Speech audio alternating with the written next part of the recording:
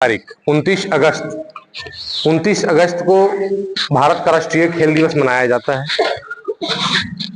भारत का राष्ट्रीय खेल दिवस कहने का मतलब है कि आज का जो दिन है वो खेल के प्रति समर्पित है। आज मैं बात हूँ आपके एग्जाम को लेकर, नहीं तो आपको खेलने का भरपूर मौका दिया जाता और टीचर की निगरानी में आपको खेल खिलाया जाता, लेकिन आज आपकी एग्जाम है, इसलिए इसकी बाध्यता को देखते हुए आपका सिर्फ आज एग्जाम ही होगा। तो आज हम जानेंगे कि खेल दिवस क्यों मनाते हैं और आज ही के दिन क्यों मनाया जाता है।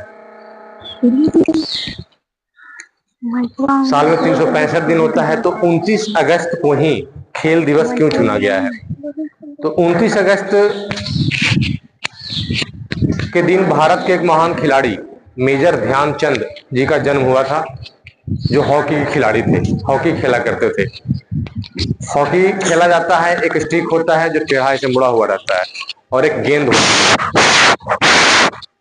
आप लोगों को मैं दिखाऊंगा, खिलाऊंगा भी कैसे हॉकी खेली जाती है, कैसे इसका खेल होता है। उसी के वो खिलाड़ी थे और ये बात उस समय की है जब भारत अंग्रेजों का गुलाम हुआ करता था। कोई भी भारतीय अपनी मर्जी से कुछ नहीं कर सकता था।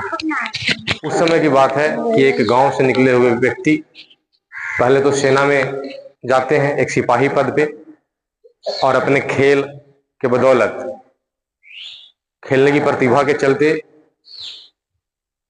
ब्रिटिश इंडियन आर्मी में एक अच्छी जगह बनाते हैं और हॉकी खेलते हैं। आज भी भारतीय सेना में एक विंग है जो खेल खिलाती है, जो अच्छे खिलाड़ी होते हैं उनको चुन करके सारा खेल खिलाना, खाना पीना, डिसिप्लिन सब सेना ही देखती है। तो उसी समय से चलता हुआ आ रहा है। एक बार का बात है कि मेजर ध्यानचंद खेलने गए जर्मनी फुटबॉल हॉकी का मैच, और उस समय वहां के शासक थे हिटलर।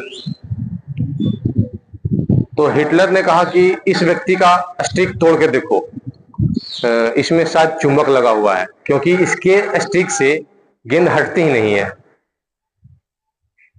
तो उनके स्टिक को तोड़ा गया, कुछ नहीं निकला। तो हिटलर ने उनको अपने केबिन में बुलाया और कहा कि आप जो अपने देश के लिए खेल रहे हैं, आपको देश ने क्या दिया है। आप एक सिपाही हैं, आप मेरे देश में आइए, मैं आपको सेनाधिकारी बना दूंगा। तो मेजर ध्यानचंद क्या कहते हैं हिटलर को, वो कहते हैं कि मेरी जिम्मेवारी नहीं है, मेरे देश की जिम्मेवारी नहीं है कि मुझे कुछ दे।